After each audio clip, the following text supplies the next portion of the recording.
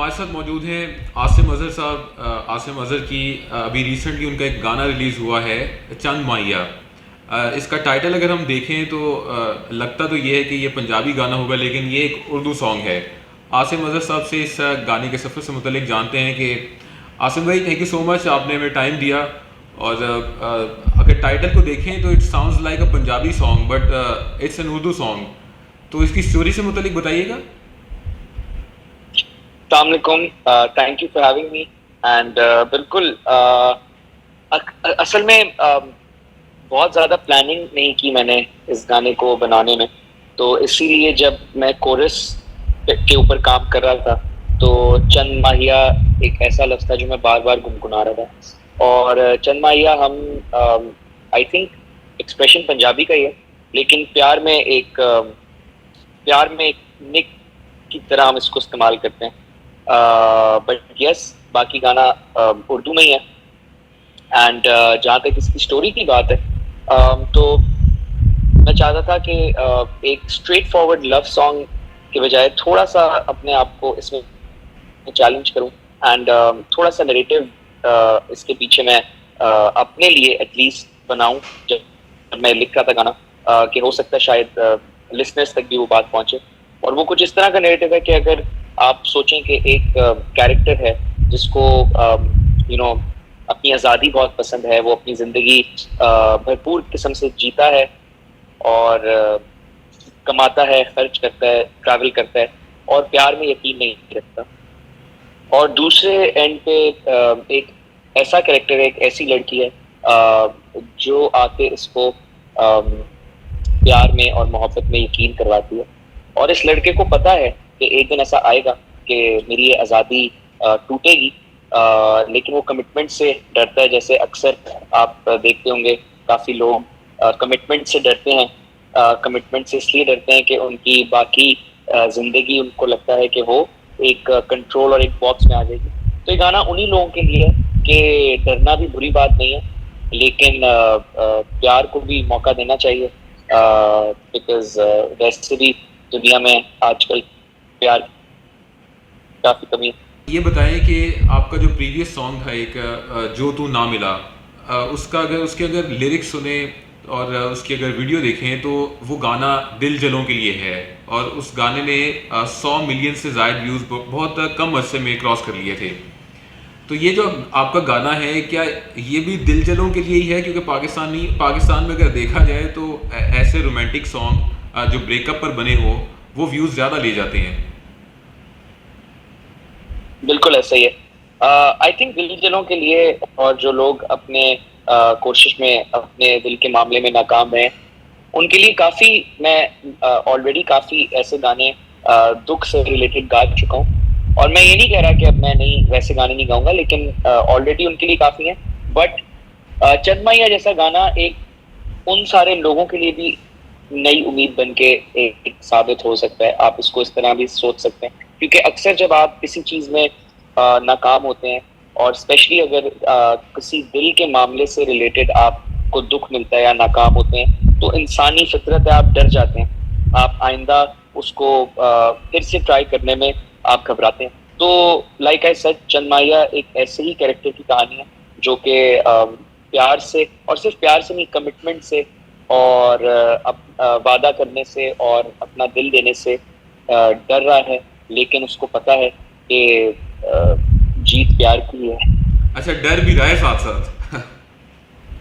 बिल्कुल ऐसे ही है, बिल्कुल ऐसे है। यही मैं बताना चाह रहा हूँ कि इंसानी फितरत है ये। हमें हमें बिल्कुल, स्पेशली जो लड़के लड़कियां जिनको आदत है अपनी जिंदगी खुल के जीने की और बिना किसी को जवाब दे जिंदगी उनको जीने की आदत है, उन लोगों को काफी घबराहट और डर लगता है किसी भी चीज से कमिटमेंट करने में। प्यार तो बहुत दूर की बात है। तो यही एक कोशिश है कि डरना बुरी बात नहीं है, वो इंसानी फितरत है। लेकिन मतलब ऊपर वाले का नाम लेके आपको कोशिश करनी चाहिए पॉजिटिविटी की तरफ हाथ बढ़ाते उनके पास। अच्छा आसिम भाई, आपने बड़े छोटे अरसे में इतनी पॉपुलैरिटी गेन की। जो आर्टिस्ट सोच रहा होता है कि मैं किसी उम्र में जाकर वो पॉपुलैरिटी गेन करूंगा, लेकिन अल्लाह ताला ने आपको इतनी इज्जत से नवाजा। अभी मैं देख रहा था कि गाने के लिरिक्स, गाने की म्यूज़िक कंपोजिशन, म्यूज़िक प्रोडक्शन, सब कुछ जी। आसिम अज़हर ने ही किया है। तो उम्मीद कर रहे हैं कि चंद माहिया भी जो आपके प्रीवियस गाने हैं उस तरह की तरह ये पॉपुलर होगा। और क्या आपकी ख्वाहिश होगी कि प्रीवियस गाना जो मैं काफ़ी सुनता रहा हूँ, जो तू ना मिला, उसके मुकाबले में ये 100 मिलियन व्यूज़ जल्दी क्रॉस कर जाएगा? देखें जी, एज एन आर्टिस्ट हमारी चाहत तो हमेशा यही होती है, लेकिन हरगिज इसके पीछे कभी भी अब स्पेशली अब जाके जिंदगी के उस हिस्से में हूँ कि कोई भी चीज जिस पे काम करता हूँ उसके पीछे कभी भी कोशिश करता हूँ ऐसी थॉट्स ना हो कि जिससे उनका बनाने का मकसद और नीयत चेंज हो जाए कि ये उससे कम्पीट करेगा, क्योंकि जब वो गाना बनाया था तो वो भी किसी सोच के साथ नहीं बनाया था। और मुझे लगता है कुदरत नीयत ही देखती है। तो ये गाना भी इसी नीयत से बनाया है, एक फ्री फ्लोइंग नीयत से बनाया है। अगर वाकई इसके नसीब में उतनी ही मकबूलियत लिखी है तो मुझसे ज्यादा इस दुनिया में कोई खुश नहीं होगा। और जहां तक बात आपने कही कि इस गाने पे सारा मैंने काम किया, बिल्कुल ऐसी बात है।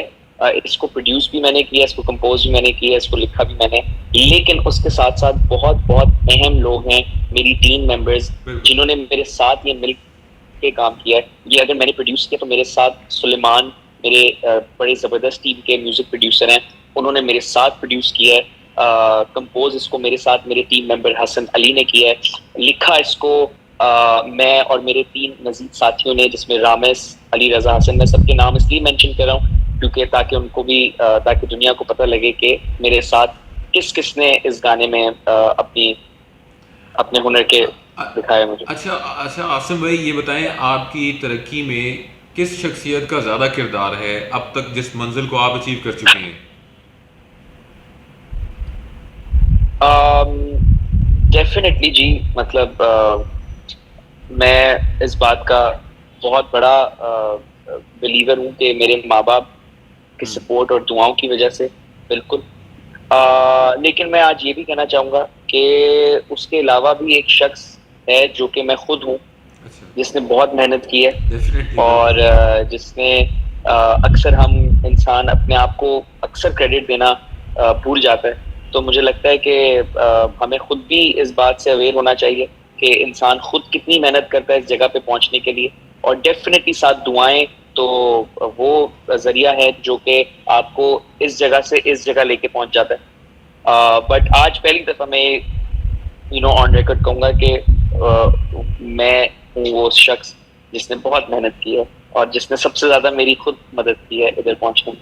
अच्छा अच्छा, नहीं इसमें लक ज़्यादा मैटर कर गई थी, आपकी मेहनत ज़्यादा मैटर कर गई थी, क्या चीज़, या दुआएं मैटर कर गई थी? मुझे लगता है जी बहुत ज्यादा सब चीजों का एक कॉम्बिनेशन है।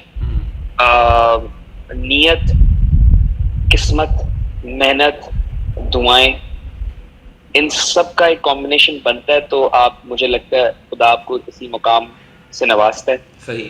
अगर नीयत हो और मेहनत ना हो तो भी इनकम्प्लीट है, अगर मेहनत हो और नीयत ना हो तो भी इनकम्प्लीट है। और दुआएं सिर्फ नीयत से ही आती हैं। आपकी नीयत अच्छी होती है ना तो ही आपको दुआएं मिलती हैं, वरना फैमिली भी आपको फॉर्मेलिटी के तौर पे कभी कभार दुआएं दे देगी, लेकिन लगती वही दुआएं जो आपकी अच्छाई के लिए निकलती हैं। अच्छा, मैं भी अभी रिसेंटली, अभी थोड़ी देर पहले आपकी एक पोस्ट देख रहा था 3 साल पहले की। जैसे कि आपने बताया कि मैं अपने पेरेंट्स, उनकी वजह से मुझे ये दुआओं की वजह से मुझे इतनी पॉपुलैरिटी मिली, और डेफिनेटली आपने खुद भी मेहनत की। अभी वो पोस्ट देख रहा था कि आपने 3 साल पहले अपनी मदर को एक उनकी ड्रीम कार गिफ्ट की, और फ्यू डेज बैक आपने एक और पोस्ट लगाई थी, फिर उसमें एक और गाड़ी, उसमें आपकी मदर बैठी हुई थी और आपने पिक्चर इंस्टा पर शेयर की। तो आपने 3 साल बाद क्या दोबारा अपनी मदर को वो कार गिफ्ट की है? जी बिल्कुल, जैसे कहते हैं ना कि जब आपके वालिदैन जब बूढ़े होने लगते हैं, जब वो अपनी बुजुर्गी के स्टेज में आ जाते हैं तो रोल्स रिवर्स हो जाते हैं। अक्सर आप ये सुनते होंगे कि फिर औलाद को एज पेरेंट एक्ट करना होता है और आपके पेरेंट आपके आपके लाडले हो जाते हैं। तो जी मुझे ऑनेस्टली अगर गाड़ियों की बात करें, मैं बिल्कुल भी एक कार फैनाटिक नहीं, मुझे होता है कि जी गाड़ी ऐसी होनी चाहिए कि बस एक जगह से दूसरी जगह पहुंचा दे। बट मेरी अम्मी के कुछ शौक हैं और उनकी जिंदगी के, जो कि अब मैं ब्लेस्ड हूँ कि ऊपर वाले ने मुझे पूरा करने के सलाहियत दी है। तो मुझसे कोशिश होती है जितनी भी मैं अपने वालिदैन की, अपनी फैमिली की जो ऐसी ख्वाहिशात हैं और विशेज़ हैं उनकी पूरी कर सकूँ, वो मैं करता हूँ। और उनसे फिर कभी कभार मेरा भी दिल लग जाता है। चलिए, अल्लाह ताला आपकी मदर को अभी सेहत तंदुरुस्ती अता फरमाए। हमें पता लगा था वो शायद थैंक बीमार यू। हैं। आसिम भाई, आपकी आपकी प्रेजेंस जहाँ पर भी हो, आप म्यूज़िक इंडस्ट्री में तो नाम रखते ही रखते हैं, लेकिन आसिम अजहर का जी नाम अगर लिया जाए तो क्रिकेट का नाम भी साथ अटैच हो जाता है। अभी एशिया कप चल रहा है और बल्कि कमिंग मंथ्स में क्रिकेट क्रिकेट ही क्रिकेट होगी हर तरफ। वर्ल्ड कप भी स्टार्ट हो रहा है नेक्स्ट मंथ से। तो आप बताइएगा, एशिया कप में प्रीवियस पाक पाक भारत टाकरा तो जिस तरह का गया वो सबके सामने है। अभी एक और मैच आने लगा है पाकिस्तान इंडिया का। तो क्या व्यूज़ शेयर करना चाहेंगे उससे मुतल्लिक? क्या आप उसके मुतल्लिक कोई एक्साइटमेंट शो करना चाह रहे हैं? अभी बिल्कुल मैं एक्साइटमेंट शो करना चाह रहा हूँ, लेकिन वेदर फोरकास्ट जो है ना वो मुझे एक्साइटेड होना ही नहीं दे रहा। अभी मैं अपने दोस्त के साथ ही बैठा हुआ था और हम 10 तारीख का वेदर फोरकास्ट देख रहे थे कोलंबो की, जिधर पाकिस्तान इंडिया का अगला मैच है। और यकीन करें पिछले मैच से ज्यादा बारिश के इम्कान हैं। और मैं वो तो ये वेन्यू, उम्मीद करता हूँ, मैं ये इंडियन सोच रहा था कि आई इंडियन होप। ऑफिशियल्स तो वेन्यू तब्दील, जय शाह जो इंडिया से ताल्लुक रखते हैं, वो तो वेन्यू तब्दील करना ही नहीं चाह रहे। उनको पाकिस्तान क्रिकेट बोर्ड ने प्रपोजल भी दिया, लेकिन वो वेन्यू तब्दील करना नहीं चाह रहे। तो आप ये समझें कि जो प्रिडिक्शन बारिश की है, तो फिर हमें वो बारिश ही देखनी पड़ेगी, मैच नहीं देख पाएंगे। जी आई थिंक कहीं ना कहीं आई आई आई क्योंकि वो भी एक बहुत दुनिया का एक बहुत बड़ा क्रिकेट बोर्ड चला रहे हैं। पीसीबी भी एक दुनिया का बहुत बड़ा क्रिकेट बोर्ड चला रही है। आई थिंक कहीं ना कहीं उनके अपने कई रीजंस होंगे, कुछ लॉजिस्टिकल इश्यूज हो सकते हैं, कुछ भी हो सकता है। But at the end of the day what matters is कि यार फैंस को जो एंटरटेनमेंट है और जो पाकिस्तान इंडिया का मुकाबला है वो विटनेस करने को मिले। तो मेरी तो दुआ ये है कि आने वाले 1-2 दिन में कोई ऐसा डिसीजन ये लोग मिलजुल के लें कि हमें बस मैच मिले। वरना फिर हम यही दुआ करते रहेंगे अगर ये वाला मैच भी वॉश आउट हो गया कि जी काश अब फाइनल में ही मुलाकात हो, और पता चले फाइनल में भी फिर बारिश होगी, फिर तो हम 27 अक्टूबर का ही वेट करेंगे। हाँ, 27 अक्टूबर का। अच्छा ये बताएं, 27 अक्टूबर प्लान में है कि आप उधर जाके मैच विटनेस करें या फिर पाकिस्तान में बैठ के टीवी पर देखेंगे? इंडिया जाने का प्लान है आपका? आई आई थिंक आजकल पिछले कुछ अरसे से पाकिस्तान से इंडिया जाना और इंडिया से पाकिस्तान आना अब काफी थोड़ा मुश्किल है लॉजिस्टिकली और वीजा इश्यूज की वजह से। लेकिन अगर मुझे कहीं से ही पता लगा कि visas are open and Pakistani spectators are allowed to go and watch the game, तो आई थिंक मैं 27 अक्टूबर को अहमदाबाद स्टेडियम का गेट मैं ही खोल रहा हूँ।